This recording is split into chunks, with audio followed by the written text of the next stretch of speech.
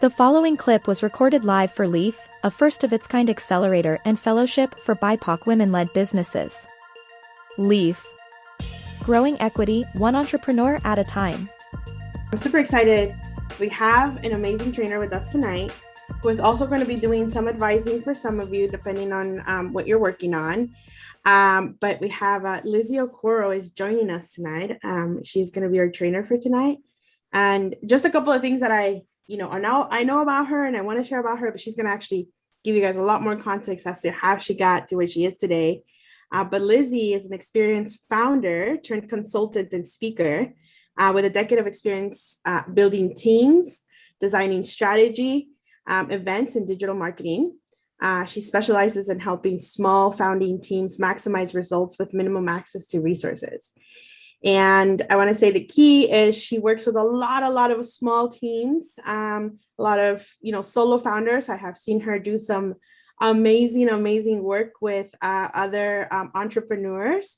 And when I talk about maximizing results with minimum access to resources, she is the queen of these things, because sometimes when we center, founders, and she's worked with other entrepreneurs, and I'm like, how did you guys figure that out? How'd you get scrappy like that? It is all about being scrappy. It's all about being resourceful. And she is the queen of both. I'm super excited and super, grateful that she is able to join us tonight to talk about brand and marketing. So welcome, Lizzy.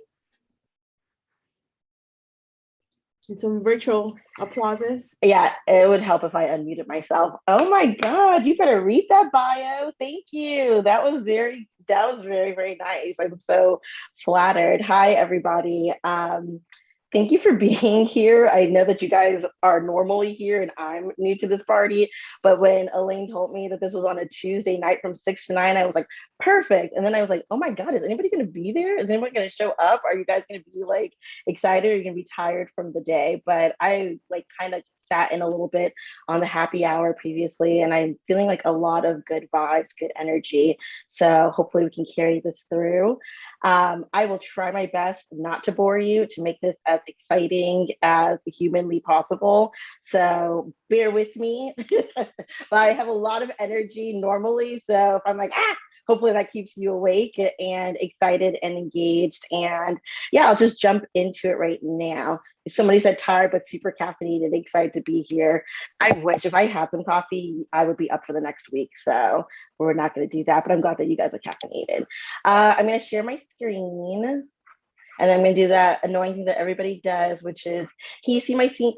Can you see my screen? Can you see my screen? Cool. I'm going to hit play though, so you can see that. Still can see my screen okay? Awesome. So we're going to talk about branded marketing. What is it and why you should care? I'm sure you all have heard lots of terms like brand and branding. So just as a quick overview, for the first section, we're just going to talk a little bit about my background, why I'm even qualified to talk to any of you. And we're going to get into just a general high level of what branding is versus what a brand is. Then we're going to take a quick break. We're going to come back. We're going to do some fun exercises. And we're going to really walk through what branding is in action. So there's that part. And then part 3, you'll be able to ask lots of questions, and hopefully I'll give you some good tips and tricks on how to like really hack things for your own business. So that's the overview, so that you don't fall asleep or you just leave now. But I hope you stay. Hey, that's me. Hi, I'm Lizzy Okoro at Lizzy Okoro. Feel free to follow me on the gram. I don't like the term. I don't love the term serial entrepreneur, but I say I'm a business fanatic because I'm quite literally obsessed with business podcasts, business books. I literally was that little girl on the corner hustling lemonade and having like little pyramid schemes with my friends in elementary school. So that's me. A true story. I almost got suspended for running an MLM in elementary school. That's how dedicated I've been to business. All right. I am the founder of a company called Bunch Media, which I'm going to talk to you a lot about tonight. Bunch Media is, thanks Elaine for that. Bunch Media actually, you can see behind me some magazine covers. What started off as a print magazine, and I was able to evolve it into a full-blown media company. So we'll talk about that tonight. But I also was the founder of a company called Yes Rally, which was an events company for women and wellness. Unfortunately, Miss Rona came through real hot in 2020 and shut that all down. But that's okay because we pivot. So I pivoted to a new company that I'm working on called Cusp. You can also follow us at The Cusp. It's a free email newsletter for small business owners like many of yourselves. And I basically connect you with grants and pitch competitions and accelerators. And I interview founders and we really talk about money because at the end of the day, a lot of us do this because we're passionate, but the reality is we need money to be able to do this. So we have real talks about money. So if you're interested, that's a little plug. But that is who I am and what I do. So I'm just going to talk to you a little bit about Bunch Magazine, and which then became Bunch Media. So back in 2011, I was living in New York City and I was in graduate school for international affairs and I was working full time at a charter school as well. And I was just doing a lot of heavy work around children's rights, child refugees. I was also working with a special education population at a charter school in Harlem. And your girl just needed some sort of creative outlet to get through her day because it was a lot of heavy stuff. And I'd always been a writer. I'd always written for magazines and newspapers and things like that. And so I started a blog and I started to meet some really amazing creative people through this blog. So really people who were really marrying their passion with their profession. And I thought that it was so interesting and so cool because growing up, I felt like if you were a doctor or if you wanted to be a doctor or a lawyer, you know exactly what steps to take. Voila, at the end of the day, you'll be a doctor, you'll be a lawyer. If you want to do anything creative, it was like, I want to be a dancer. I'm going to be tap dancing on the subway. Like nothing wrong with busking. That's fine. But that's not necessarily the creative career that a lot of people I know wanted to do. And I also noticed too that there wasn't a lot of resource sharing around how do you build a creative career. And so I thought I'd really love to tell the story of these creatives. And I think it'll be really cool to put it into a print magazine. So I called up some friends. Many of them said no, not interested. I put up an ad on Craigslist, literally. And I said, hey, I'm creating this magazine about creatives. Would anyone be interested in participating? If you're a photographer, a videographer, a writer, a stylist, anything like that, would you be interested? I don't have a lot of money, but I think it could be a great opportunity for you. And many people said yes, and I was very grateful for that. I had my tax refund, which was, I think, $2,500. I spent $500 on a pair of used Louboutins. Don't recommend that. And I invested the rest into my business. And so from there, I launched this magazine.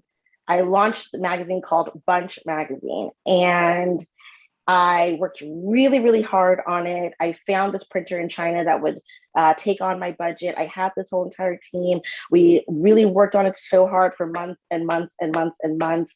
And we launched finally, and no one bought it. No one bought it. I launched to crickets. I mean, when I say no one, I mean, of course, my family and friends took pity on us and bought the magazine and bought multiple copies of the magazine. But I had cases and cases and cases of these magazines and no one to purchase them.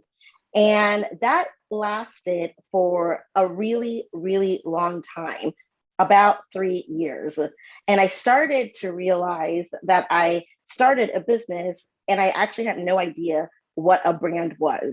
I thought I did. I thought if I build it, they will come. If I have cool people in my magazine, they will come. People will purchase it. I'm going to be rich. Next, I'm going to be the next Oprah. That is absolutely not what happened. In fact, what happened for about 3 years while I worked my job and finished up graduate school was we couldn't really get into stores. So we tried to go into boutiques and smaller businesses and get onto their shelves. They're like, nah, we don't really, what is this? No, thank you. if anybody knows anything about the magazine publishing industry, a lot of times when you're going to like Target or the grocery store and you see magazines on shelves, the only way that you can get there is if you're picked up by an international distributor and magazine distributor. And we kept getting rejection letters from them. They would not carry us. And again, pretty much family and friends were the only people who were buying it for 3 years. So I did what I don't necessarily recommend people do, which is I quit my job. I moved back home to LA and I went all in on this failing company. But I spent about 5 months really just devoting myself to understanding what it was that wasn't clicking. And what I realized was I had no idea how to market my brand. I had no idea how to really speak to my customer, how to reach an audience, how to grow, how to sell. And once I devoted myself to learning, everything changed. Literally everything changed. So this is me. I learned about branded marketing and how critical it is to business. As a result, the next issue that I had went on to sell out within 3 weeks. We got picked up by both of the major international magazine distributors. And on top of that, I won a $20,000 grant from Urban Outfitters and Squarespace, which also launched a whole entire press campaign and put us into every single Urban Outfitters store. And we were also on UO.com, and we were one of the example websites. If you ever go into Squarespace and you see that there are templates and examples, we were also put on to that website. And so we ended up getting over 100,000 unique visits just from Squarespace. So that moment changed my life, but it was quite literally because I learned all about branding. So that's me. From there, as a result, I've had a pretty great career consulting. Actually, let me rewind. In 2017, I actually was able to sell Bunch Media. So after all those wonderful things happened, I was able to not just have the physical print magazine, I was able to add a digital component to it. So we had original content that was all being pushed out on our platform. We had videos, et cetera, et cetera. And we also had a creative agency component. So about a few months after we started this creative agency, a friend came in and offered to acquire us. And so it was the right time for me. And so I was able to sell the company, and I went on to just kind of naturally get into consulting. So I've been consulting for brands like the small founding teams that Elaine called out. I've also been able to do some great small business advising with Bixel Exchange. And I've also worked with pretty big brands as well. I've been able to work with Adidas. Urban Outfitters actually contracted me to do some work for them. And I was able to also work with Nike for about 1.5 years as they were one of my clients. So I was able to transfer that amazing knowledge that I got during my sad times eating ramen, studying branding for 6 months, literally trying to figure out, if I'm just gonna, rob Peter to pay Paul. I never know those things, but yeah, that was me. And now look at me, I was able to actually parlay that into a consulting career. So let's talk about it. And we're going to put a pin in it. I'm going to talk to you about exactly how I was able to do that with Bunch, but I just want to turn right now to what is branded marketing. And I want to do a really quick, fun little exercise. Elaine, actually, quick question. Are people able to come off of mute, or should they just drop things in chat? You can come, yeah, they can come off of mute. Okay. So if you know the answer to this, you can either drop it in the chat, or you can say it out loud. I think it's going to be pretty easy, but my husband struggled, so we'll see. So anybody, did somebody already? The happy place on earth. Yes, we got that. I haven't gone to Disneyland in a long time. I'm sad. What about this one? Just do it. Yes. Just do it. Yes. A diamond is for every. Yes. De Beers. MasterCard. Yeah. Yeah, for everything else, buy MasterCard.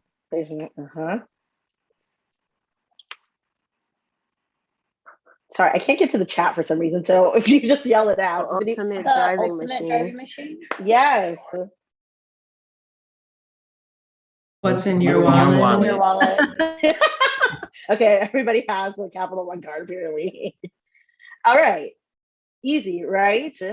There's a reason as to why that's easy. There's a reason as to why so many of you know exactly what this is. These are major brands, of course. They have lots of marketing dollars to throw behind their brand. They make sure that their taglines, their brand, the way that they communicate with you is sticky, of course. And we're going to talk about how do you do that when you don't have $1 million plus a budget. But the thing is they throw so much money behind it. No matter if you know the brand or not, you all know Coca-Cola, you're never going to forget it, right? You all know Pepsi, you're not going to forget it. But these companies still spend millions and millions and millions of dollars to make sure that they're in constant communication with you, that they're at the forefront of your mind, and they speak to you in a certain way that is sticky, that is exciting. And that's really what we want to talk about today, is how you're going to do that for your own brand. So just really quickly, I want to talk about brand versus branding. So your brand is really the personality that's crafted to connect to an audience. It is the colors, it's the story, it's the community that you're trying to reach. All of those things are, oh wait, Olivia Benson is not moving. There we go. All of those things are what go into a brand. So just think of it as the personality that one creates to connect to your specific audience. Branding is the set of tools and strategies that's used to influence the way that people see or think about a brand. So really the big difference is brand is a noun and branding are the verbs, the actions that you take in order to communicate to your audience. Hopefully you guys are like Blanche Dever, what I don't know her name, the Golden Girl, and you got it. There are 5 types of brands that you can market. There are actually more, but for the purposes of this call, I love to talk about these 5. So personal, product, service, retail, and nonprofit. I know not everybody has their camera on, but I'd love to know, maybe if you can just drop in the chat, just from looking at this, if you can just say who you are, where you qualify. So do you have a personal brand, you have a product, a service, retail, or nonprofit? I am gonna run through all of them. So if you're unsure, I'd love for at the end of it for you to go ahead and drop that into the chat, and then we'll kind of review to see how many people fall into which bucket. I see the chat going crazy. So a personal brand is a public persona that accurately represents oneself. You see the queens here on the screen, Oprah and Cardi B. So a public persona that accurately represents yourself. It's not your alter ego. It's not something that is not true to who you are. It's really you taking your own personality and amplifying that. Nobody does it better than these 2 women, in my opinion. So Oprah, when you think of Oprah, you automatically think of her whole entire empire, which is based on spirituality, being centered, connecting with other people, honesty, transparency, godliness, earthiness. Those are the things that come to mind.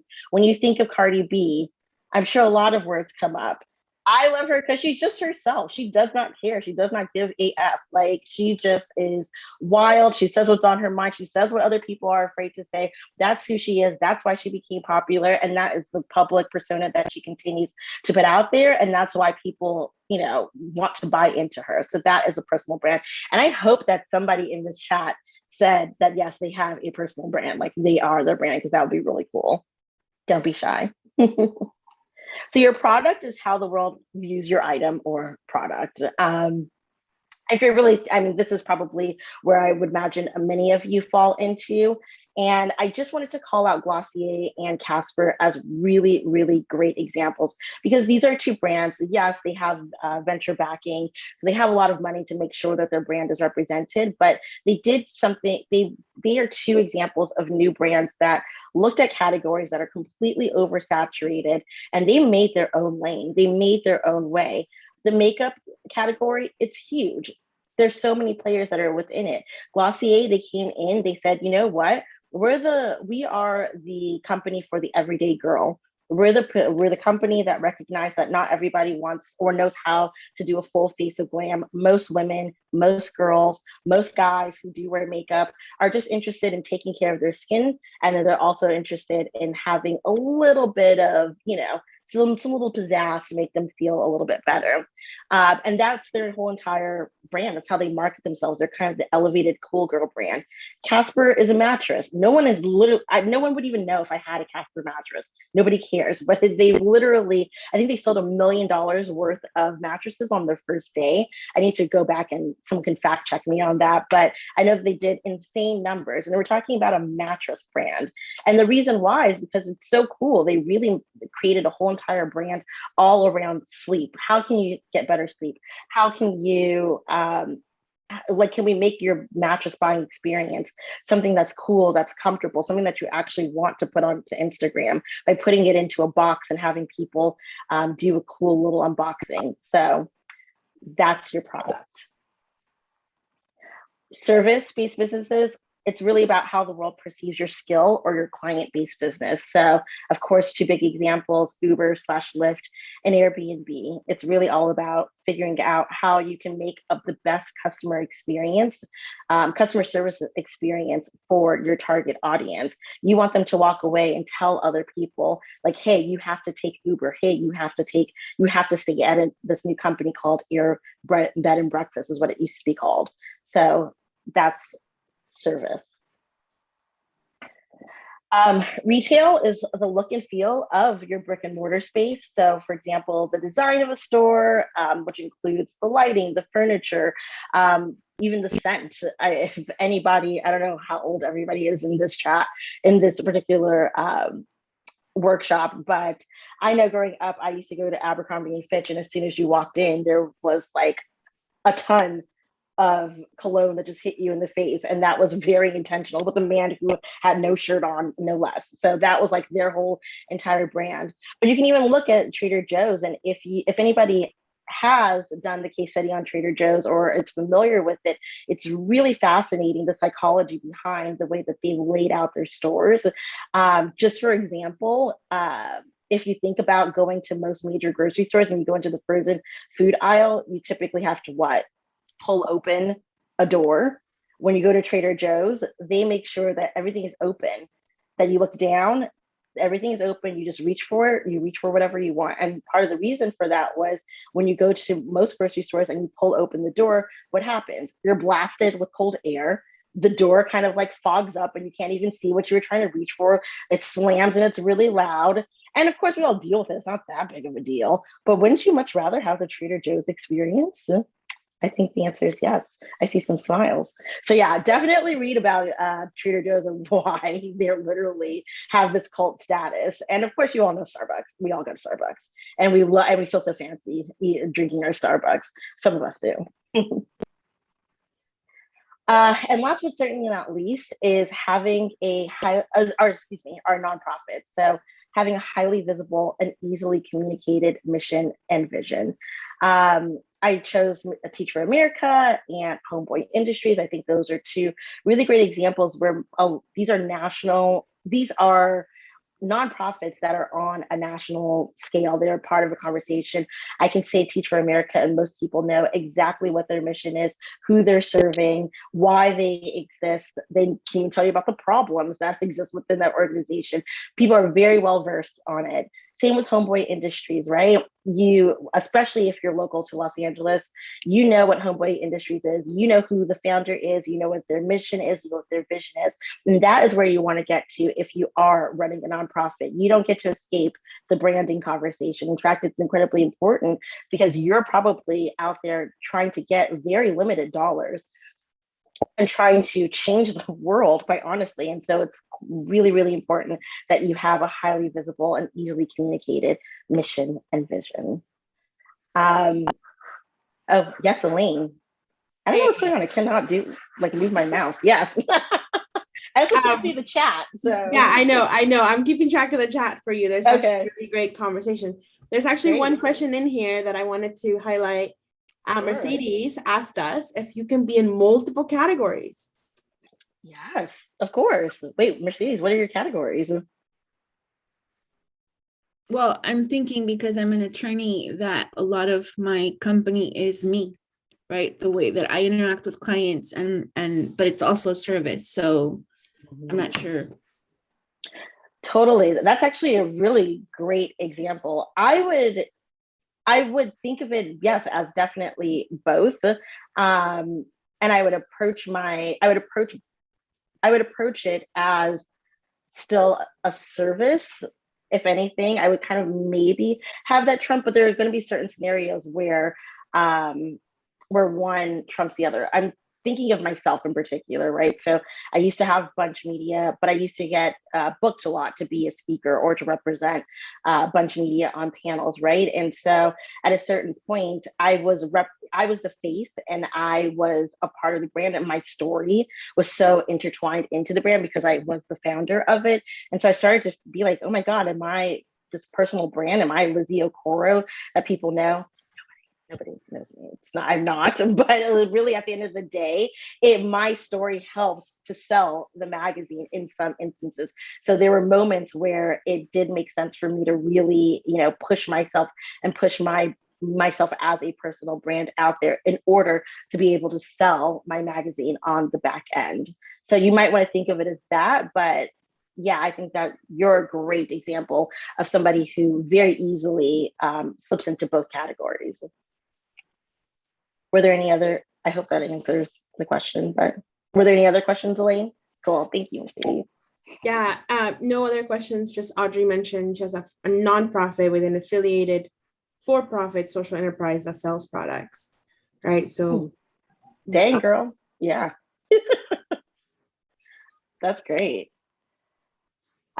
Okay, so now that we know what types of brands and people and services are really ripe for marketing, I think this is a great place to take a quick break.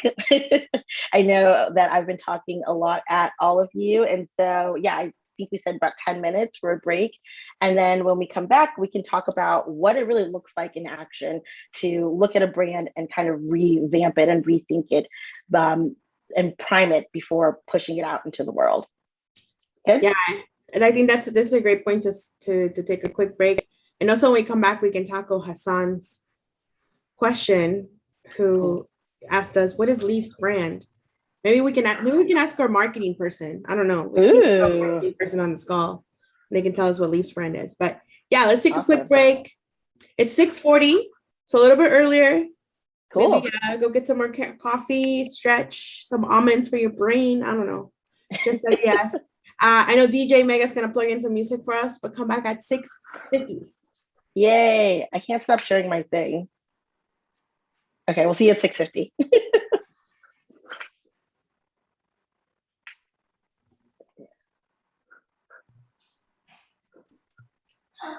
Can we stop sharing screen? I'm trying.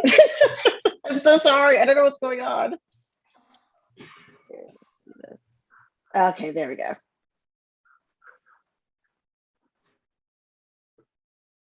All right. Hopefully everybody got quick stretch break, quick bio break. Welcome back. Okay, so before the break, and I know there was a couple of people that answered on here, but open question: what is the Leafs brand? Somebody answered on here. I think it was Mercedes Leaf to facilitate access equity for BIPOC women business owners in communities of color. And Hassan said, nice answer. But I know we have, is Marla still here? Or Marla go? Dimitri still here. Hassan, I know you've been our messaging catalyst. And maybe I could pose it a little differently. If Leaf was a person, what would Leaf's favorite food be? What would Leaf's favorite activity be? What would Leaf care about? What would be Leaf's hopes and dreams? And what would Leaf's style be? And I'll leave it at that. Wow, that's a lot of questions. Marla, you want to take a stab at one of those questions? Ooh, what would Leaf's style be? Ooh, that's hard. I would definitely say funky, innovative, rooted. Those are the things that come to mind. I think urban. You said urban, Deborah? Yeah. Nice. I was gonna say, for those of you that have been experiencing our brand, maybe you can help us out and tell us what you've seen Leaf has, the rest of the fellows and the leaders. Community conscious, powerhouse, agile, grassroots knowledge sharing. It's a great brainstorming session, y'all.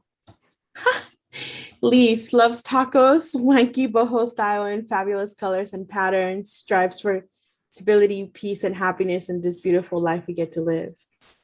On the go. Awesome. If Leaf was a person, she'd be a feminist, go getter, and someone who's trying to make the world better in her community. All right. I love this. Keep dropping all these things in because we're gonna go back to Lizzy. And I don't know, maybe Lizzy's we don't have a we don't have a tagline team, right? I think we've been talking about our mission and our vision, but do we have a swanky like tagline? I don't think we have a tagline. But one of the ways that I like to think about branding and marketing as well is just like the billboard exercise. So like if you only could reference something based on a billboard, knowing that you have like a few seconds to look at it, what would be like the 3 main words that like come to mind for a billboard?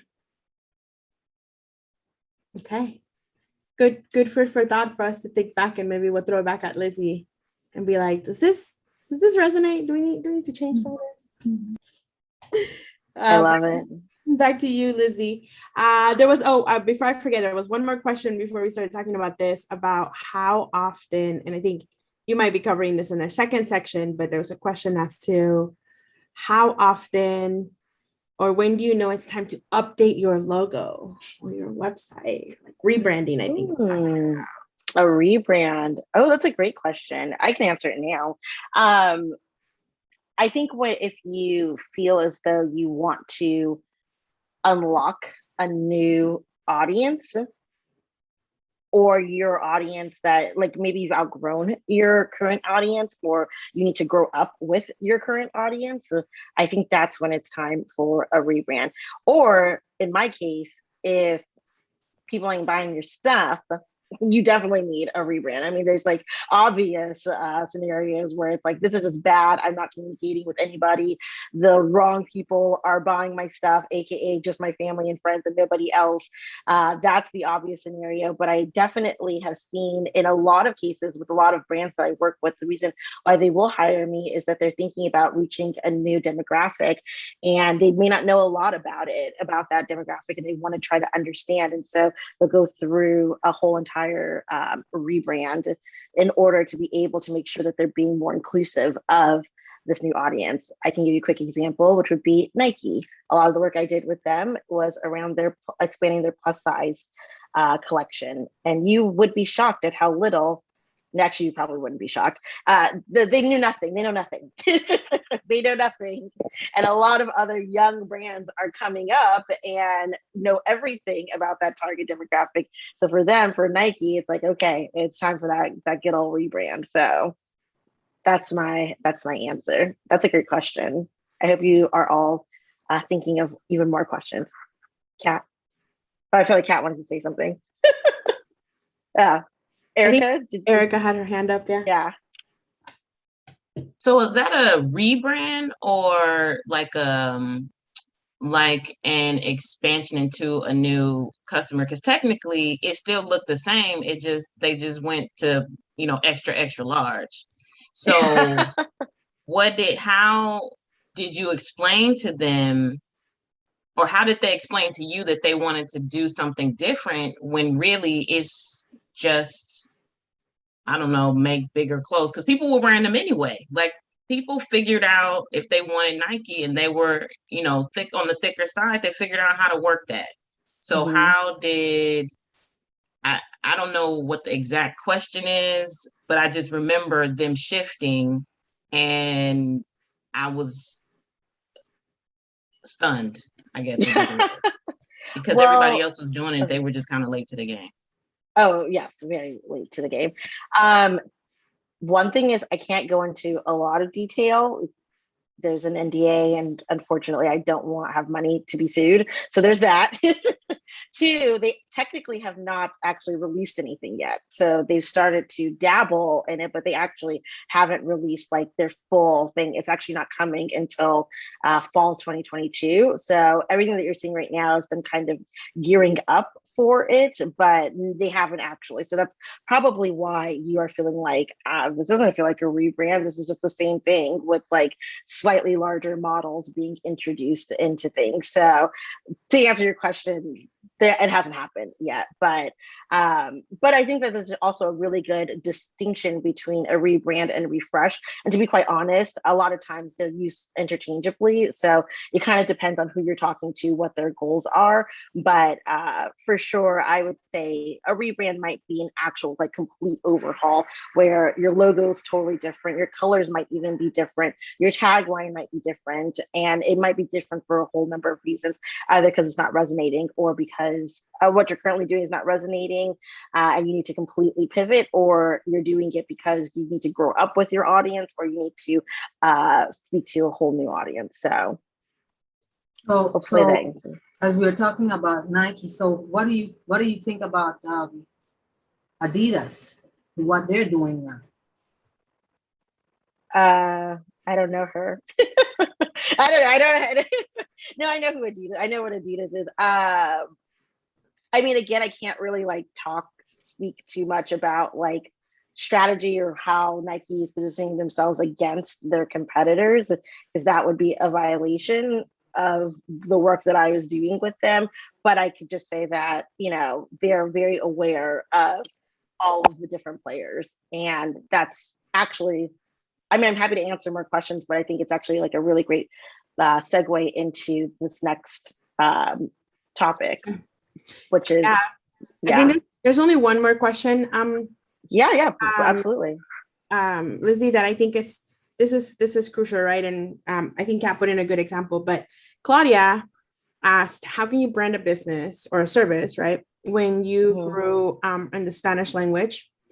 And essentially she's serving both communities, right? Like Spanish and Spanish speaking and English speaking, wants to be bilingual, right? So, but like, how can she create a one branding both in English and Spanish?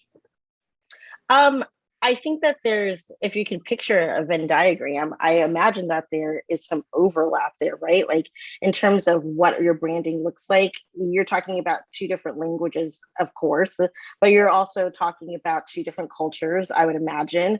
But I think there's also probably a lot of similarities, and it's just putting Spanish speakers here, English speakers there, and then seeing what in the middle, what are all of the similarities. One of the big lessons that I think I learned, and again, I'll talk about in this next section, is if you're talking to everybody, you're talking to nobody, right? That's like the biggest mistake. And so if you're super hyper focused on like, oh my God, how can I be super inclusive of everybody in the Spanish speaking community and everybody who maybe, I don't know if they're just like English speakers or if they are also Latine,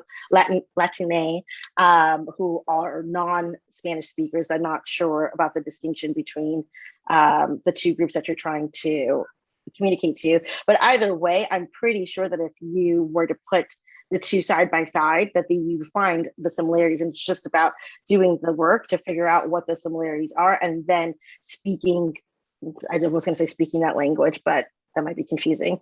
And then just going ahead and marketing to them.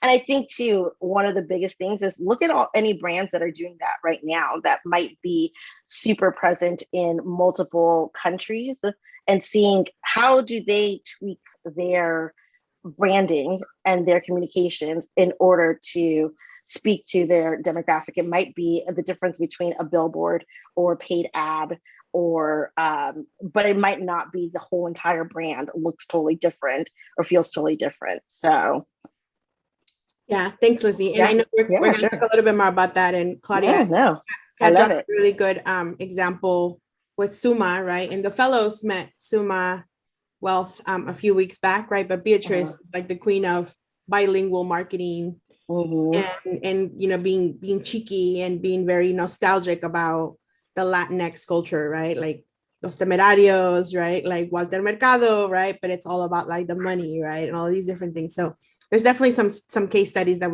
you can probably pick up from and go in. And I know Lizzy's gonna go into more about that. So I'll pass it back to you, Lizzy. Yeah, sure.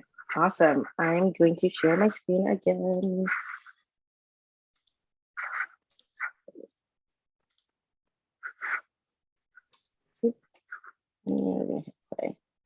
All right, so we're ready to take your brand to the next level. Let's take me for example. So hopefully a lot of this feels familiar to you, honestly. That is the point. Like nothing here should be brand speaking new information to you. I hope it's just a reaffirmation of things that you already know. And I'm going to, of course, use myself as an example of what I did with Bunch. And it also should give you an idea of kind of what I do with other brands. And so then step one is to really research your target market. And sometimes it's easier said than done. Sometimes it's completely obvious where you find your customer, but there are other times when it's not so easy. And my number one cheat hack, whatever you want to call it, is to literally just look at your competitors and see what they're doing and who's following them. And the beauty of social media versus, you know, back in the day, maybe even early 2000s, then the 90s, is you can quite literally go on to someone who's doing something similar to you, your competitors, go to their Instagram, go to their Twitter, go and look at their followers and see who is quite literally following them. And that is how you'll start to piece together what are the similarities, what are the commonalities between these people that are following my competitors. Maybe you're noticing that everybody that follows your competitors are people who live in small towns and have big families. And that might be something that's surprising to you. And you might want to say, I want to start targeting those people. For me, for example, we'll switch over here for Bunch Magazine. What that really looked like in action was I looked at my data, I looked at my competitors, and I was then able to define my customer personas. So, for example, I literally would look at my Google Analytics all the time to see where's traffic coming from, where are the sources. And then from there, kind of reverse engineer to be able to find out who actually goes on to those sources. So for example, Squarespace, I knew that a lot of people were coming from Squarespace. What that meant to me was most people who are going onto Squarespace are some sort of small business owner or creative. Those are people that really are all about aesthetics and really like design. And so that makes sense as to why they would be coming to me. And this is even before I had any relationship with Squarespace. So that's one thing. Two is I would actually, and I hope that some of you have done this too, whenever somebody would buy my product, I would actually look to see what their email address was. Perhaps that's a violation of privacy, but we're going to keep that between me and you. And I know most people do that. So I would go on and I would see that it might be Elaine@leaf.org, right? And I would go and look up leaf.org. And now I understand a little bit more about Elaine and where she's coming from, right? So I would do that all the time. And I started to piece together who my two people really were. And they were, we internally would call them Vashti and Chad. Vashti, if any of you are familiar with the actual real person, Vashti, she is a New Yorker. She's really super cool. She's a DJ, she's a fashionista, etc. But our customer profile for Bunch was Vashti, this woman who's really cool. She lives in a major city. She actually works a full-time job for a major brand, but she also has a side hustle DJing, and she also has an e-commerce store.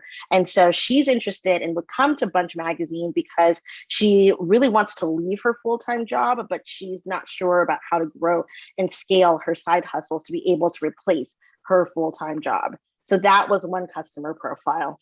Customer profile number two was Chad. He lives in Portland or Seattle, someone really cool. He has his own furniture company. He's actually doing pretty well locally. He makes about 6 figures a year, low 6 figures a year. But we realized that he comes to Bunch Magazine because he's really trying to grow and scale. He really wants to become a major player. He wants to become a West Elm, he wants to become a CB2, and that's really him. And we were able to do that quite literally just from reverse engineering, looking at all of the data, really understanding why are people coming to us, and then matching our content and our product against what we were actually doing. So initially, the magazine was just kind of like stories and interviews with cool people, but that was it. No one really understood that the magazine was literally an entrepreneur type of magazine, specific, or a business magazine for creatives. They just thought that it was this cool coffee table. I don't know.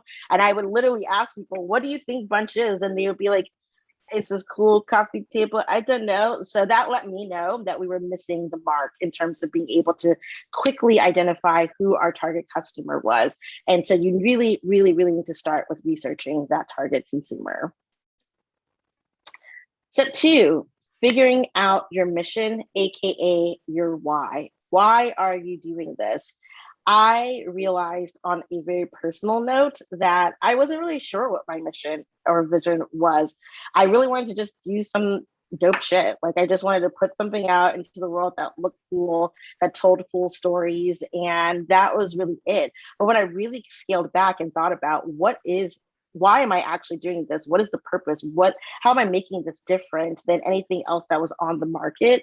That is really when I got super clear and really focused and was able to align all the other aspects of my business. So there's actually a book called Start at the End. If any of you have heard of it or read it, it's a business book that I highly recommend. But it's this phrase, start at the end. Picture what you want your business to look like in a year, 5 years, 10 years, and really think about your why and who you're doing it for. And that will help you push forward, quite honestly. I mean, it seems like such a fun little quick kind of an inconsequential exercise, but if you're always able to kind of come back to why you're doing it, it helps you to align all the other assets that you might put out for your business. My favorite, coming up with a slogan or a tagline, and apparently Leaf needs to have one as well. So I think of a slogan or a tagline as the one sentence pitch that connects you to your target. I really, really liked Marla's billboard example. That was great. There's so many different ways to think about it, but I love this more, little line. It was something that a lot of us knew growing up and we would see, but it's really just that one sentence that you can get out, that one pitch that you have that connects you to your audience immediately. And so what that looked like for Bunch was we're a guide for the daring creative. And if you really break that down, we really wanted creatives who were entrepreneurial, aka who were risk takers, who were daring, who were thinking outside of the box, to pick up this magazine and feel like they have a friend, they have a guide, they have a roadmap for how they too can build out their businesses or their creative careers. I also just kind of say we're Entrepreneur Magazine for creatives, and don't be afraid to say that as well. You might want to say I'm the Uber for, I'm the Uber X, because that's something that's easily identifiable for someone. I like to call it the grandma test.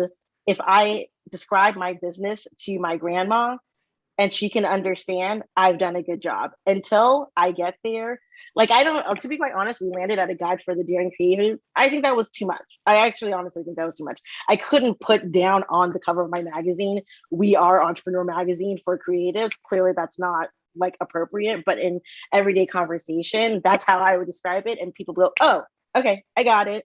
But if I said a guide for the daring creative, yeah, so you might have to workshop it, but I definitely say always have the grandma test in your back pocket. And that's how you know if your grandma gets it, you're good to go. And you know what? Shout out to the grandmas, because there are some really hip grandmas I see on TikTok. So they may be mad at me for calling them out in that way, but you get the point. Next I just want to say your logo and colors matter. They do. Color theory is a real thing. Your logo is a real thing. I always do say this to small businesses as well. I've seen people literally get stuck at the logo and color stage in their business and literally not launch because they are redoing their logo 10,000 times. That's not what I'm advocating for at all. I say, get out there, iterate, fail fast, come back, change things. That's totally fine. But I do want to say that your logo and your colors matter. Think about Nike, think about Chanel, think about Gucci. What color comes to mind? Probably black, because black is sleek, it's luxurious, right? Think about PayPal. What color comes to mind? Blue. There's a reason why a lot of businesses use the color blue, because it denotes security and trust, and you want to trust any sort of business thing that you're using. When you think about Google and eBay, you might think of really colorful and white because they want you to be excited and have this really great experience, but it's also really easy. It's minimalist, right? White denotes this like balance and being minimalist, and you're not overwhelmed by anything. Red, excitement, joy.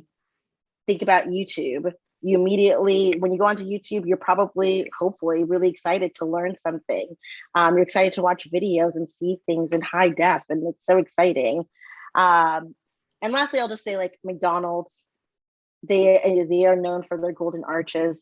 They also incorporate red. So there's this element of joy and happiness.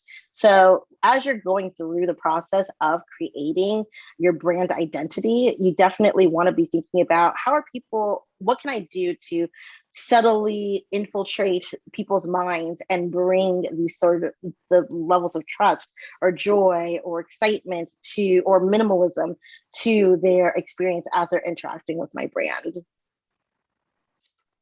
What this looked like for Bunch. So the magazine cover on the left where it says Quadrant, that was like our old editions. And then everything on the right is some of our new editions. And so for us, it was small tweaks that you might not even notice at first glance. But one thing that we noticed was our logo was really low. And it was actually quite small. It's hard to tell from here. It was really small, but if you sat our magazine down on a newsstand, you actually couldn't see our logo because it was so low down on the actual cover. So we moved that up. We put our tagline there as well so that you could see that very, very easily. We use colors, we use whites, blacks, blues, because our magazine was at a really high price point. So it was about $20 an issue. And so we wanted it to feel important and luxurious. We wanted to balance it out with the white. We used a lot of the blue colors because we did want to be seen as a business magazine. So all of those things that subtly were infiltrating our customers' minds. And so here we are. At this point, I think it would be fun to do a little exercise and kind of bring everybody into the conversation. I'm really loving the questions, and I can answer any questions right now if anything is coming up or if anybody wants to say anything before we jump into the exercise. I can't see the chat, so I don't know, Elaine, if you're able to let me know, or if anybody wants to just get off mute and ask a question. Yeah, I think Catherine had a question. So Catherine, you want to come off mute and ask your question? Hi. All right. So my question is, half of my service is for landlords and tenants. Tenants love it. Landlords hate it. The landlords I've met with are like, why are you doing this? What it is, it's an inspection service, and we tell you whether your house is healthy to live in. Home sweet healthy home is what our tagline is. I'm having a problem with the landlords because they are like mad about it. They're mad that I'm like going to be providing some sort of a service that will give the tenants information about where they live. So I don't know how to brand to them. I keep trying to tell them that we call it eyes inside insurance. It's like, who better to know the quality, the condition of your rental, your income property, other than the people who live there? Why not work in partnership with them? I've actually had landlords say, I don't care about my tenants. I just want the money. And I'm like, okay. So I don't really know what to say back to that.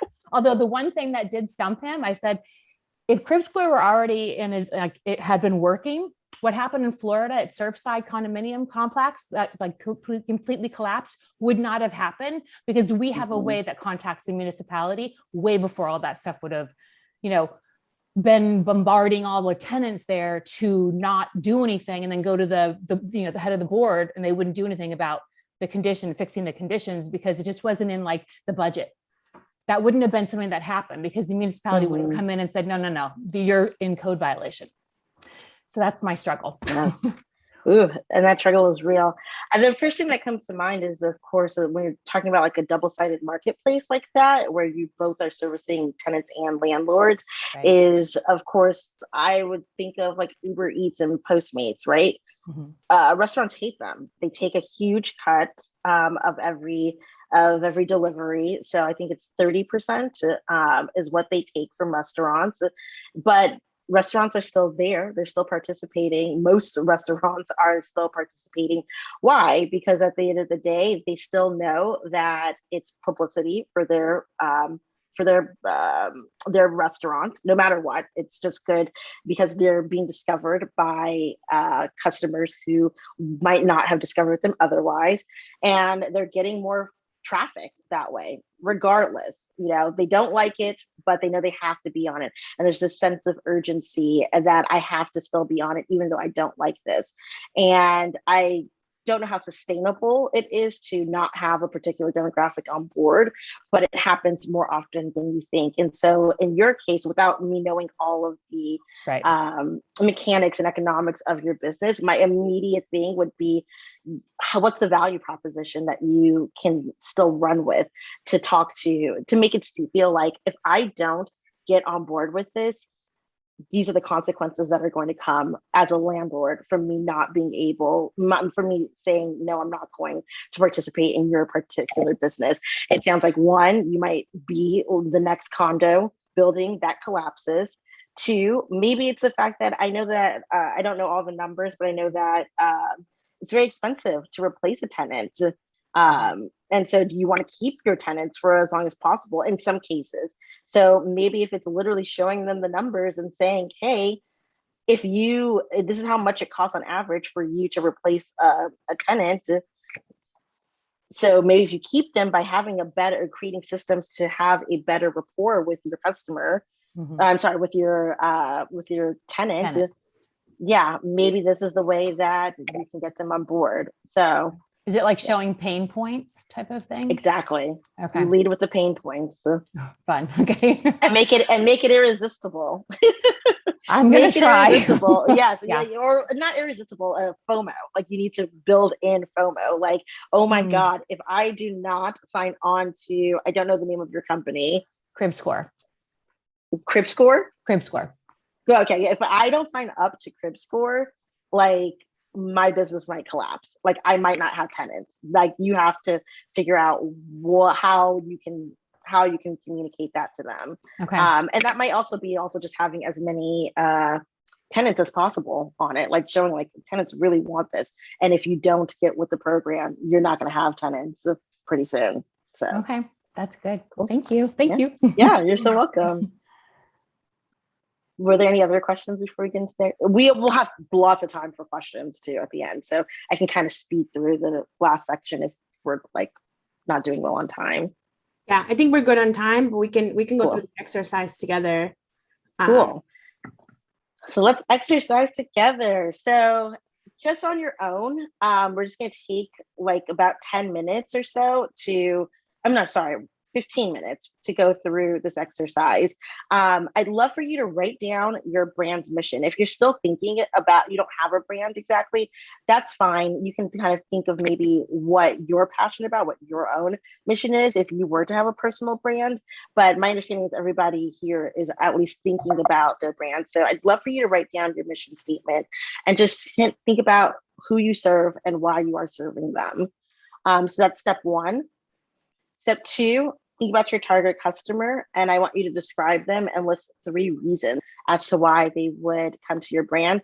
So I was super detailed with my customer personas, Vashti and Chad. You don't have to be that detailed, but it'd be really cool if you could be as detailed as possible. But I really want you to also think about 3 reasons as to why they are going to come to you. And then last but not least, think of one competitive brand. And what's one thing that you can learn from them? It can be something good or bad, something that they're either doing really, really well that you love and you wish you could steal it from them, or it could be a gap that they have and somewhere that you can slide in and do better. And that will really serve as your value proposition. And when you're done, we'll come back together and hopefully a couple of you will feel comfortable and confident in sharing. And if not, then I'm going to make Elaine pick on you. Pick some people. And I'm giving some additional guidance for the fellows because we have fellows joining us as well. But Lizzy covered the personal brand, right? So you guys are all in the stage of, developing your personal brand. So, think of your Oprahs and your Nicki, was it that we covered, right? Cardi B. Cardi B, Okoro. How dare you? Did I just outdid it myself and say that I'm a Nicki Minaj? OMG. Okay.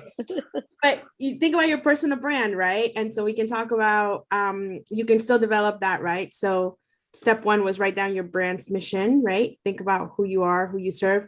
You guys tackled your economic justice principles. So you have a lot of that stuff already in your back pocket. And who is your target customer? So why are you developing this brand? I don't know. We're in the middle of matching people and getting to know people. So this might be a good place to start. And step three, write down the competitive brand. So as you guys are talking to other people, you've been kind of reviewing each other's profiles, LinkedIn's, resumes. What can you learn from your other fellow mates, right? So that's the adjustment to your exercise for you all. So I am going to drop the steps in the chat so that everybody has them. Awesome. So we'll come back in, it's 15 minutes. Does that feel like too much time? I feel like it feels like good. Okay, awesome. And we'll come back and chat about it and then we'll take a break. Okay, awesome. Should I stop sharing my screen or? Leave it up so that way people can see it. Cool. Yeah. And then. And what's the time check? Just so we know what 15 minutes is. Yeah, let's do 7:38. Cool.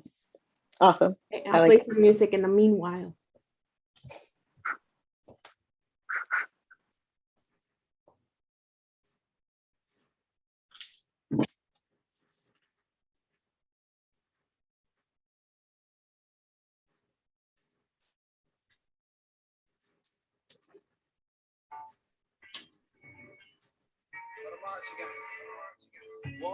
With you, and as you start to get to know more of the leaders and the fellows, you'll know more about. But this playlist, I think our first night with the fellows, somebody put together and it's public, so y'all can drop songs in there, and we just play randomly. So whatever comes out, This is us. This is a collaborative playlist. It's us. So. Going back to that question about what would Leaf's brand be, as somebody coming into this, I can definitely say that it's a really good time. It's just really chill. Everybody, when I see your faces in the little boxes, everybody's smiling and nodding and really friendly. And so I get the sense that this is a really collaborative community, and that's really cool. So that's my little plug. Okay, is there anybody who's dying to share? There's so many people, so you can just oh yeah, okay, I see a hand already. Saba. Ask to unmute. Hello. Okay, Hi. Awesome. Good. Hello, how are you? Thank you for having us, for being here. I can't see myself. Oh, sorry. I thought I turned my mic off. Okay, great. Yeah, so I wrote down my brand's mission. Pretty much my company's name is BPM Worldwide. It's a membership-based record label. Before it was boutique consulting label. That's what I used to word it as, but membership is how I've centered it. But my brand's mission is helping independent artists with resources and tools to monetize their music, and just to be more specific, recording artists with ways to monetize their music. My target customers, I realize, are definitely independent recording artists who are entrepreneurial minded, and I've noticed are either Black, or I would say live in urban cities. Mhm. And then a competitive brand, I actually found a young woman who's doing what I want to do, and her company's name is Hard Drive. We actually are working together. I have a contract with like a Diamond Award producer named Andreas Carlson, who did like Backstreet Boys and Celine Dion, like Backstreet Boys, NSYNC, like that whole era. In the early 2000s, sorry. But I see like we're both team captains. My company's in charge of the hip hop department. I'm not sure which one her company is, but I saw we did something similar. But what I could learn from them is how to market herself individually and as a business. So kind of talking about earlier how there's a personal brand and a service brand. And I would say like how to reach customers and also how to post more teachable content. That's what I think. That's great. Yeah. That's amazing. And so I'm hearing, so why would somebody, I think the only thing that I think was missing is why exactly would I come to your platform? Like what are you giving me? Okay, so I just finished like creating a new dream board. And it says, don't compete, differentiate. So what I think what differentiates my brand from her brand is the fact that I'm giving access to resources to monetize. So I have a newsletter that goes out every week as a part of the membership. That's all paid music opportunities, because I hate the term starving artists. So whether it's apps that are willing to pay artists for their production stems and things like that, music licensing prompts, like to get their music into TV commercials and movies, and then sometimes just music industry jobs. But the main thing is I teach them how to do that, how to get that far with the ebook or whatever. Amazing. Yeah. Thank you. I love that so much. That's so great. Thank you so much for sharing. Does anybody have any questions for Saba? Did everybody feel like it was super clear, like they know exactly why they would go to her? What's your website, Saba? Okay, so I have two websites, BPM Worldwide. So that's BPM as in baby, Peter, Mary, worldwide.com. And then the membership that I was telling Elaine, recently I used Mighty Network. So I'm switching everything I'm trying to figure out if I should have both or how to compile them, but it's BPM-worldwide.mn as in Mighty Networks.co. So that's where you can see like the membership. Okay. Yes. Thank you. Thank you. Thank you so much for sharing. It's really hard for me. I can't really see that well. So I see that people are raising their hands. So I can't see anybody's, I can't see people's names. There we go. Imani. Hi. Imani. Hi. All right. So the mission is the first part. Elemental Breath is a holistic health platform helping you connect to your mind, body, and soul through the breath. We're a beginner's guide to stress relief and finding joy in every day. I'm a personal brand offering a service that people gravitate towards me, and then I just try to push my breath work and guided meditation. But my target customer, I would say, are working professionals, specifically those in kind of the young adult millennial category, and transitional age use, so like 18 to 32. They are physically active to some degree. They're not like gym buffs, but they might find themselves taking a yoga class or running or having a trainer or some kind of gym membership at least once a week. They're interested in, oh wait, hold on. Yeah, why would they come to my brand? Oh, because it is fun and joyful. It's conversational. It feels like, they're talking to me in their journey and trying to figure out how to release their stress. And they feel like accepted, like I'm meeting them where they're at. Like I'm not trying to like say like, you're not doing all this work to like relieve your stress or like you're in a bad place. They just feel like, hey, I'm I'm coming here and she's accepting of me and will take me as I am. And I like to say it's not my main tagline, but who you are, where you are, as you are, is kind of how I think about my interaction and connection with my potential clients.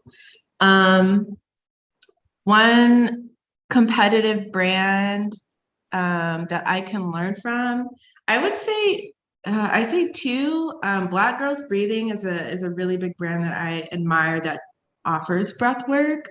But on the personal side, Manoj Diaz is someone who I've seen just kind of like rise up, and I love the content that he produces. And while he offers the service, he definitely has a personal brand that is not in my target market, but just kind of the consistency and aesthetics are something that I really admire. So that's me and Elemental Bread. Yes. And where can we find you? You can find me at Mani.com, MANIIDOTCALM, on Instagram, and then my kind of business page that hopefully a fellow will help me work out is Elemental Breath LA. And you can find me online at elementalbreathla.com. Yeah, I think that's it. Okay. I really liked that tagline. I was trying to write it down, but I was also trying to listen to who you are, where you are, and what was the As last you part? are. As you are. Mm-hmm. Brilliant. I love that. I get it. So, and I get your vibe just from that, just from hearing that. So that's good. Okay, maybe I'll stick with that one because it was Discover Your Calm, but yeah. Okay, awesome. Yeah. Thank you. Discover Your Calm is cool too, but it makes me think of Calm the app. No. I don't know if anybody else feels that way. Also, feel free to come off mute if you have any feedback for anybody who's speaking. Like, this is a great time to workshop ideas as well, but this is really great. I'm so sorry. For some reason, I can't see people's names. So, yeah. I would like to share if anybody. I'll go. I was gonna say we got a few people with their hands up. Raising their hands. I can't see people's names. I'm sorry. Like, I see people's faces. Erica. Yeah, I got let's go. So we had a couple of business leaders share. I want to hear from a fellow. So maybe Viviana, I see your hand up. I was gonna say we can hear from Erica, then Claudia, then Kareem. Let's get Viviana. Can you come off mute and share with us, please? I was gonna say Erica can go first because she was gonna speak, right, Erica?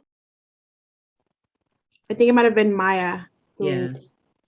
Go for it, Maya, and then we'll go to Viviana after that. Okay. Thank you. Hey, everybody. Okay, so my company name is Shoot Films, Not People. And the mission is to empower people to take a stand against gun violence through film or other positive art forms. And my tagline is reimagining gun violence creatively. So my target audience is filmmakers, industrial folks, people into social justice issues, and gun violence survivors. I feel like they will follow my brand because I give them a voice. And the name, brings in filmmakers because of the name, social justice because it's like protest art. It makes a statement. And gun violence survivors because it gives them a voice. My competitive brand is change. I learned how to set up my IG kind of like in my bio, kind of through like just keywords, kind of like they have. I love their social media page and the reach that they have. Oh. And so is it a nonprofit? What is the structure of it? The structure is I'm an independent film company, but I'm also an apparel brand. Okay. I think that was probably my only feedback is like, that was what was missing is like, as someone who's never heard of it, I was like, oh, that's so cool. Okay. Shoot film, not people. I already know that there's a social justice aspect of it. That was super clear. But then the thing that was missing was like, but wait, what do you do? Okay. So should I add that into the mission somehow? Or, I said film or other positive art forms, but how should I incorporate that so it's not so long? Yeah. I think one is to make it as long as it needs to be to start off with. So don't think about length whenever you're starting. Just think about what it is and getting it onto paper, and then you can kind of whittle it down from there. But I think it's as easy as you told me in literally like 3 words what it was, which is an independent film company and clothing brand. So you could say an independent film company and clothing brand rooted in social justice. Okay. Or that tackles, I'm sorry, I'm like malfunctioning right now because I'm trying to be super clever at the same time describing your company. But yes, I think you can very clearly articulate the way that you already clearly articulated your title. I mean, like that tells me so much already. You can just very clearly say, we are a film company and a clothing brand rooted in social justice issues. Thank you. I love it. No problem. Thank you for sharing. Elaine, can you help me out? Yeah. Okay. So Viviana, we got you next. Okay, so so here's my brand name, Artist in the Making. So its mission is like, basically giving out free art lessons and helping creative young, students. Because I'm an art major myself, I'm in animation.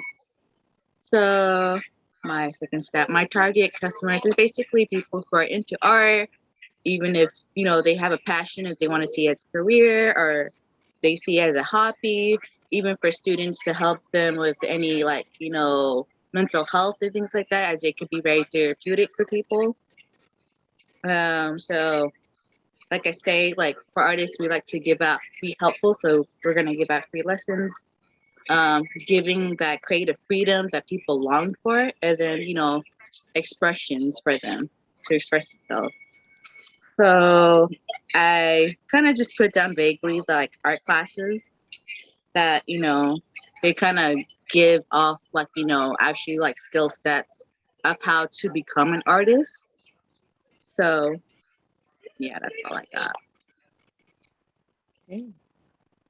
Does everybody feel like that was, I feel like that was very clear. I think the only thing I could think of is how are you currently marketing, which we will get into some ideas, but I'd be curious to know how are you currently reaching your target customer? I was thinking about that, like oof, I'm trying to think of the term, but like neighborhoods with not enough resources. So the ones that has a cut back on like, like kind of like artistic and like creative performance arts that they don't have a school system. So that way we can give back to the community, kind of like a nonprofit. Okay. Yeah, I just get super clear. I think that what you just said is very, very clear. I want you to speak with like even more confidence because you know what you're doing, and you can very clearly in the affirmative say we are targeting particular demographics because the very first programs to get cut in schools are the art programs, and so we are bridging that gap. So yeah, I'd love for you to just kind of like workshop that a little bit more and just speak very confidently because you know who you are actually targeting. So that's really cool. I hope that was helpful. No, it was. Thank you. You're welcome. Sorry. All right. Awesome. Thanks, Viviana. Viviana is one of our fellows. So it's great to see the development of this. Okay, so what do you think, Lizzy? We have time for like maybe 1, 2 more. What do you think? Yeah, I know we have 6 people, and I don't know your name, but you have really awesome glasses and purple shirt. But you were like one of the first people who was trying to talk. Yeah, Erica. All right, and it's up to everybody else. I don't know if you need a break. I have a break scheduled after this. So do we want a break or do we just power through and get to the end? Because we could take a few more people is why I'm asking. Power through it, I think. I'm ready. Power through it? Okay. So maybe we could take like at least 3 or 4 more people if we can go quickly. Okay, awesome. Let's go with Erica, and then we'll go with Claudia and Piel Morena. I know I saw your hands up as well. Okay, hi. So my company is called Compton Soul, and it creates community-centric products and services for the masses that cycles funds and resources back into historically Black neighborhoods. The target market is, so I have a target customer, I have multiple, but they all center around people that have homegrown pride. They love their cities. They want to see it grow. Some live there, so that's one target market, and they're engaged. Some moved away, but they have nostalgia and they love their city.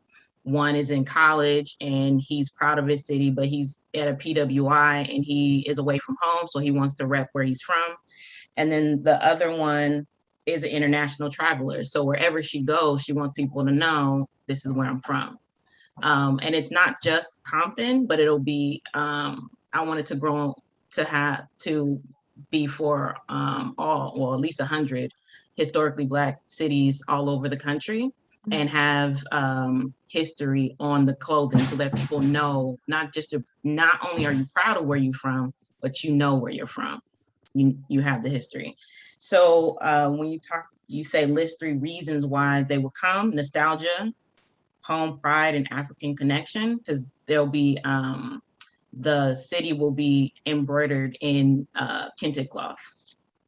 And the only competition I know of that does like athleisure apparel that does that has any kind of kente or anything is Dianu and Grassfields, but they either have like a word like queen or king or the continent of Africa, but nobody is doing community-centric things. So yes, that's my business. One is, don't forget to plug it.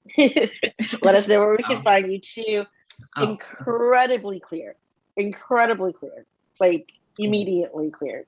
Hopefully everybody else felt that, but it is a little bit, your mission was a little bit of a mouthful, but I would maybe think about just how you can workshop that to be as straightforward and succinct as possible, but incredibly clear. I can immediately picture who, what, why. So I'm excited to see, I would love to see your clothing. Yeah, very clear. Yeah. Thank you. No problem. I'm sorry, I'm like suddenly choking. Oh, and you can find it on IG at Compton Soul Clothing. And it's SOUL, right? Yes. Okay. Yes. Just making sure. Okay. Wait, what is it on IG? Compton Soul Clothing. It's private. Awesome. We got Claudia next.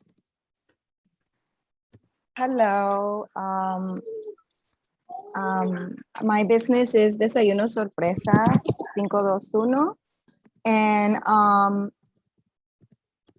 sorry, I'm a little nervous. I think actually a lot of nervous. Take your time.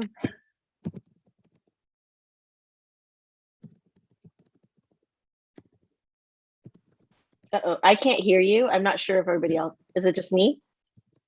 No, I think you're on mute. You're on mute. You're on mute, Claudia. As you can tell, I'm very nervous. All good. Okay.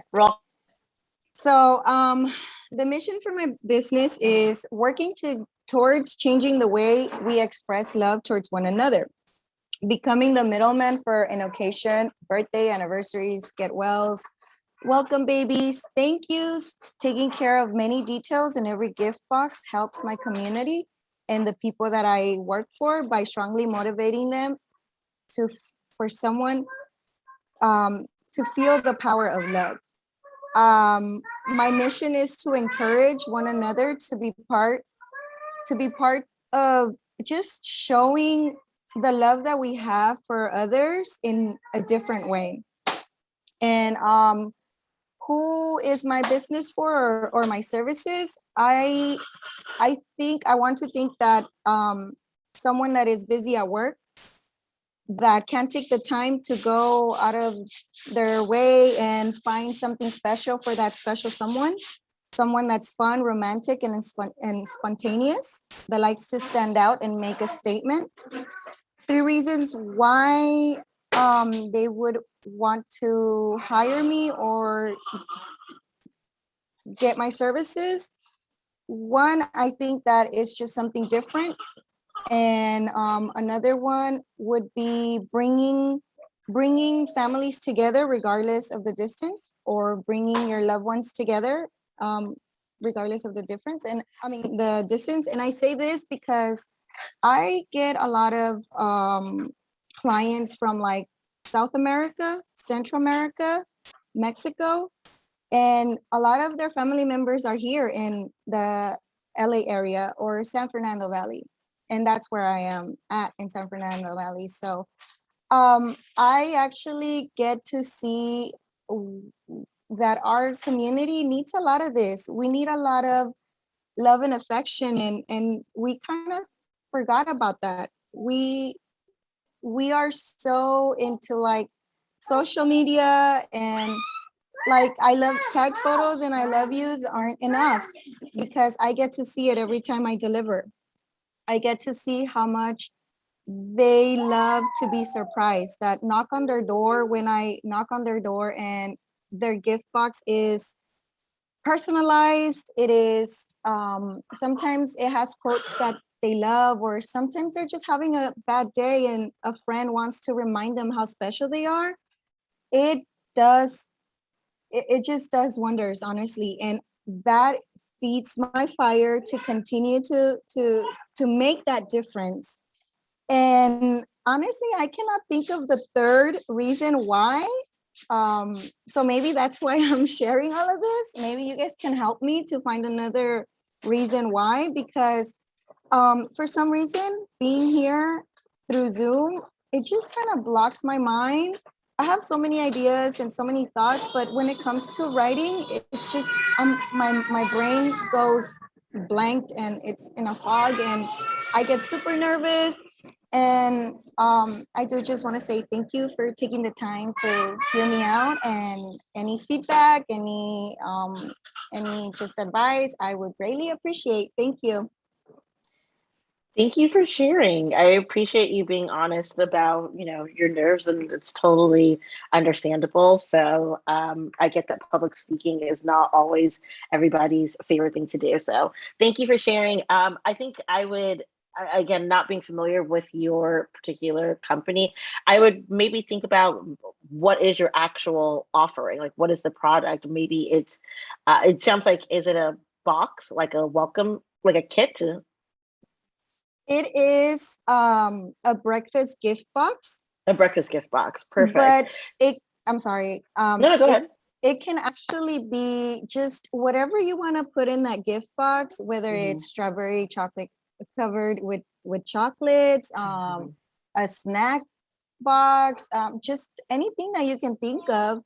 I try to work with all of my customers, and I always ask them like, okay, well, is there anything special that they like? I can help you. I can, I try to go out of my way so they can actually make it very personal. I love that fact that I can take something and they're like, whoa, how did you get this picture? Or how did you get this quote? Like, it's just very, very empowering, honestly. Absolutely. I think you're answering your own question, which is just like, why would somebody come to your brand? It's highly personalized, it's customizable. I don't know what the look is, but I'm sure it's beautiful. Maybe there's something, the aesthetics of it. Maybe it's the price point. There's so many different reasons as to why someone might come to you. And if you are ever unclear, that's a great time to always actually reach out to people who have purchased, I'm assuming that this is already in market. always be thinking about touch points that you can have with your customer. Don't be afraid to actually send out surveys or send a DM to someone or send an email back and say, hey, can you tell me how you found out about me and like what made you actually purchase this item? That's an amazing opportunity for you to get real insight as to why someone would purchase something from you or why they might come back to you as well, because I'm sure you want repeat customers. So any type of funnels that you can set up to make sure that people are coming back to you is really important. I'm aware of time, and I know that we have several people still with their hands up and have been asking questions. I have like one more section to get through, and then I can open it up to Q&A, and we can come back to people, or we can like ask different questions. And I'm also totally happy to talk to anybody individually, but I just want to make sure that I get everybody out on time as well. So thank you, Lizzy. Yeah. I was no gonna problem. say, Claudia, go back through the chat too. When you're talking about being nervous, you know, the cohort was cheering you on, but also there's also some great gems on there. From, you know, Marla throwing in there, you know, when Alex threw in some wording as to how you can describe your business, right? It's a great like group brainstorm. So I think it's also really great to kind of go back and see. And then there's also somebody that has, Maria, I think, got something from you in the past, right? So she was also one of those happy customers, as Lizzy was mentioning, that you can talk to about how to frame all of this. So, but yeah, this is amazing. So, Lizzy, back to you. You want to go Sure. on section? Do you mind just making a note of who, or have you already made a note of who had their hand up? Because I do want to make sure that those people get to talk or share at some point. Okay, yeah, cool. Don't lower your hands, but I'll make myself a quick note. I know I had them written down as well. Cool, thank you. So wrapping up here, let me just. We didn't take a break. We're powering through. I'm so excited.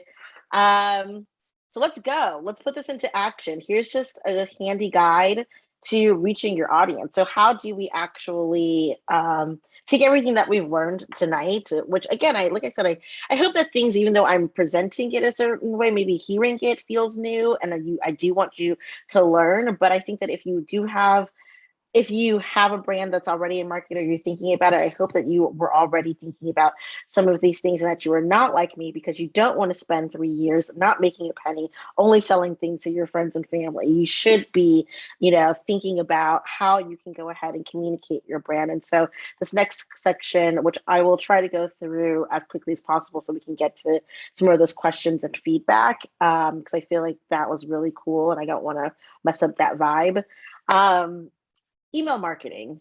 You hear about it all the time. Hopefully you know what it is. And if you don't, you really want to make sure that you are always growing your subscriber list. I don't care if you have a nonprofit. I don't care if you have a store. I don't care if it's your personal brand. You need to make sure that you're not missing out on any customers, followers, anything. You need to have an opt-in.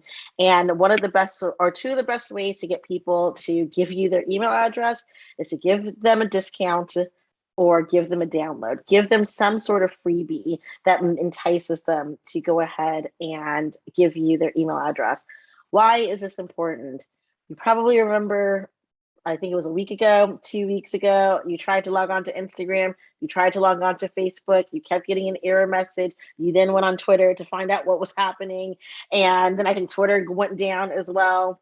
The whole thing is, if you are a brand or you're somebody like me who absolutely relies on these social media platforms, especially if you're a personal brand and an influencer, an algorithm could change your whole business like that. Them being down could change your whole entire business overnight. And you need to have and own your own channel to be able to reach out to customers. So you know what? A lot of the smart brands that I saw during that time, they were making sure that they were sending out email communication because they knew that people were bored. They were at work. They were trying to log on to Facebook. They were trying to go on Instagram. They couldn't. But what were they doing? They were opening up their emails. They were opening up text messages. They were on Slack. And that was a great way for a brand to be able to interact with their customers. So that's why I started with email marketing. There's a whole lot that I could say about it, but for the purposes of this this talk, I'll leave it at that. Promotional videos. We probably, I'm sorry, you probably are like, I can't afford to shoot a commercial. What are you talking about? Many of us have smartphones, especially if you have that new iPhone 13, or if you are an Android user and have been for years, you probably had amazing video quality, and all of us iPhone users are just now catching up. There's so many things that you can do with creating a promotional video. I highly, highly, highly encourage you. If you've never seen the Dollar Shave Club promotional video, it is stuff of legends. Like, it basically went viral on YouTube. The founder of Dollar Shave Club was actually like a trained actor and comedian, and so he put his skills to use.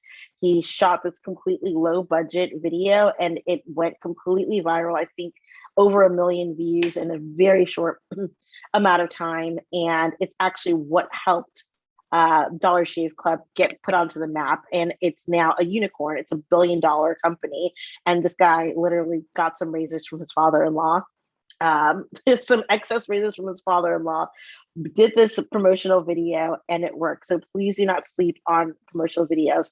And the other quick thing that I want to say about promo videos is TikTok. And I know that you are all into social media. And I think, Elaine, correct me if I'm wrong, you're either doing a training on social media or you have already done one. So I'm not going to go get into that, but I'm just going to say TikTok, TikTok, TikTok, TikTok. Events and activations. This was probably one of the biggest channels for me at Bunch. So being able to create this is not my event. So this photo is not from one of my events, but in-person marketing activation. So thinking about panels, thinking about talks, thinking about launch parties, anything that you can do in person in real life. Absolutely do it. I 100% understand that we are in the middle of a pandemic, and that is not always the first thing that you're going to be able to do. But there are alternatives. There are obviously things like this. There are webinars, there are workshops, there are things that you can host in order to still have the same effect, which is giving people something free and fun and a way to connect with your brand on a different level. But again, as far as I'm concerned, I have a whole nother talk. So if you are ever interested in learning about how to leverage events for your personal brand, I'm happy to talk you through it, but it's not as hard as you would think, especially if you are, someone who is on a budget. As Elaine mentioned at the top of this call, one of my specialties is working with founders who have low to no budget, because that's who I was. And you would be surprised at how many people will say yes to the right opportunity. So, and who will quite literally give you free things and free money because no one ever asked. So it's that. Merchandise, good old merch. It works. It truly, truly does. I mean, yes, I'm sure that we've all gone to events and we've gotten stickers or keychains or, things that we've just tossed away or thrown away. That does happen. That's just, collateral damage. But the fact of the matter is, if you can get somebody to wear your t-shirt, especially if it looks cool, I'm sorry. Oh, can you guys hear me? Okay, sorry. I thought that somebody else. I thought that someone was saying they couldn't hear. If you can get someone to wear your hoodie, your sweatshirt, if you can think outside of the box, give somebody a cool sticker. If you can give them a cool water bottle, people will use it. Absolutely will use it. So don't be afraid to invest your money into some of those promotional items. I know my husband, he collects like little lapel pins, and he will wear the shit out of your lapel pin. So don't be afraid to put some money behind that. Online communities. So really looking at referral programs, Facebook groups, Slack channels, creating a brand ambassadorship.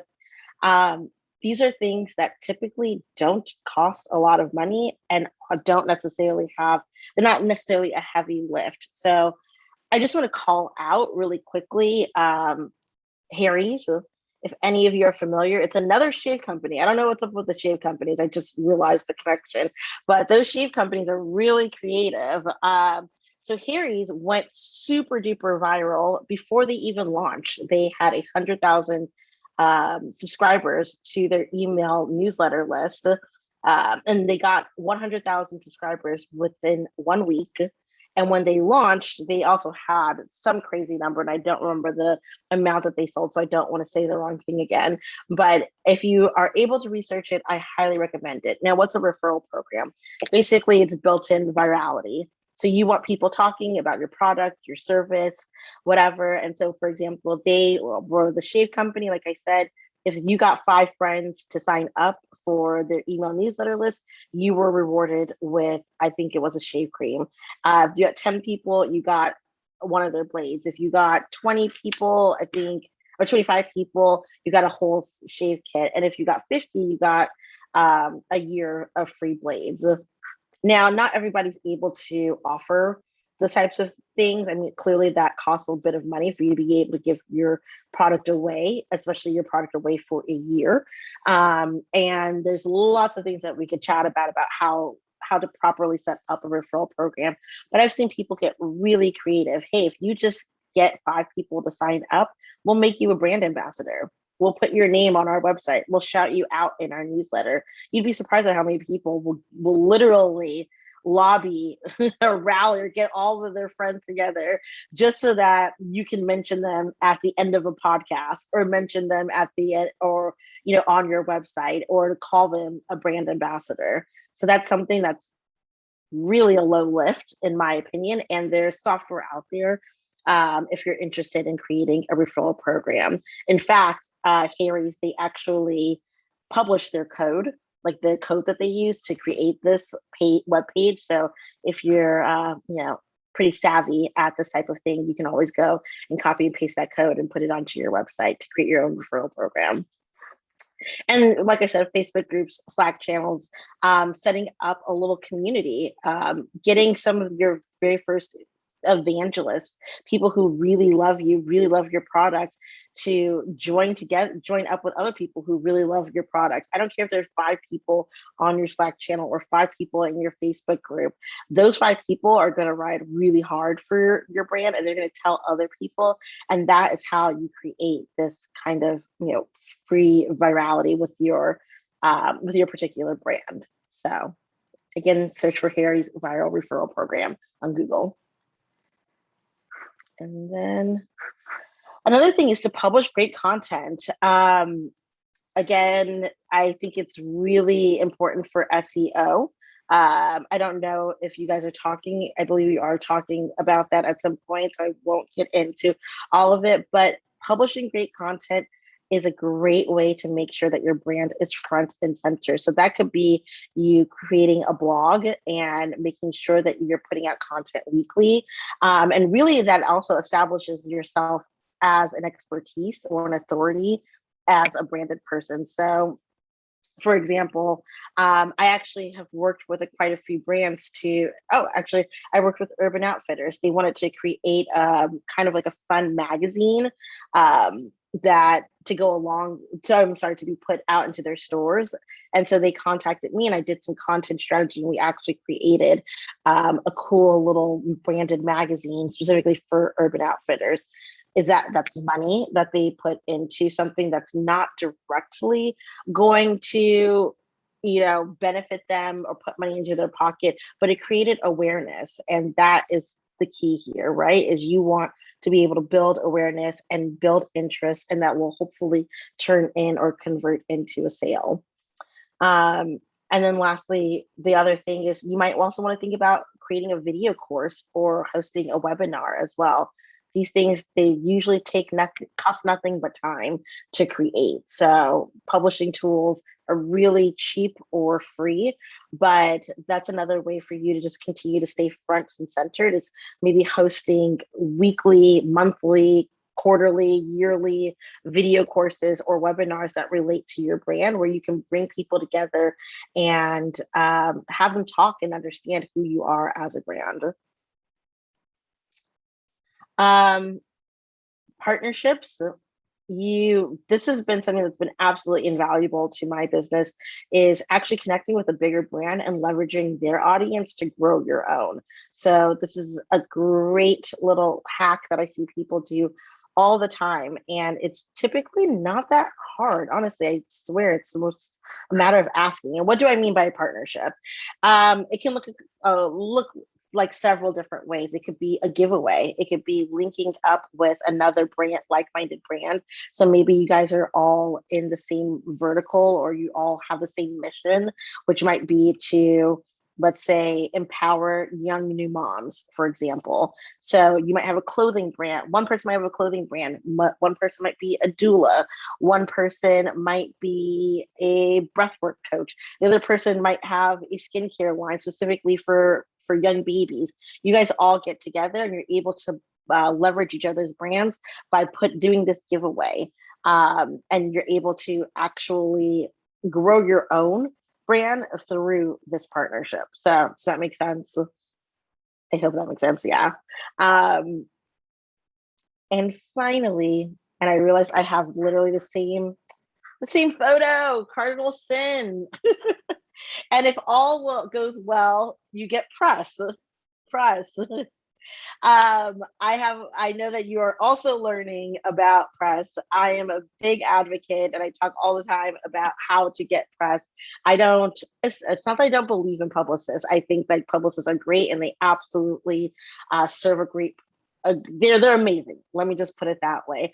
But I also know from experience, both being pitched to as a magazine and having to pitch other people, that it is absolutely something that you can do on your own. It just might take a little bit more time and a little bit more finesse.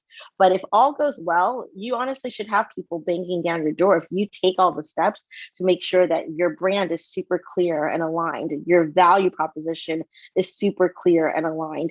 Your product looks and feels great. People are talking about it. You're building a community online. The press will come. It'll be something that happens very organically, and you might not even have to do a lot of outreach. So if all goes well, the press will come. And that's it. That is my presentation. We have Aquafina. I wish that there was real confetti raining down on me, but that's really it. That's what I wanted to say about branded marketing. I hope that it all makes sense, and I did speak really quickly and try to power through that because I know that we're approaching 9 o'clock, and I would love to hear from all of you. If you have any questions, if you have anything that you really want to discuss, if there's anything that was unclear as well, I'm happy to delve into that right now. And also, if any of the people who didn't get to participate in the previous exercise want to chat, this is definitely the time. So thank you for listening to this special audio clip from Leaf. We hope you enjoyed what you heard and will continue to help us amplify the voices of BIPOC women entrepreneurs. Don't forget to follow us on Instagram at Leaf Cal State LA to stay up to date with our accelerator for emerging entrepreneurs and other resources.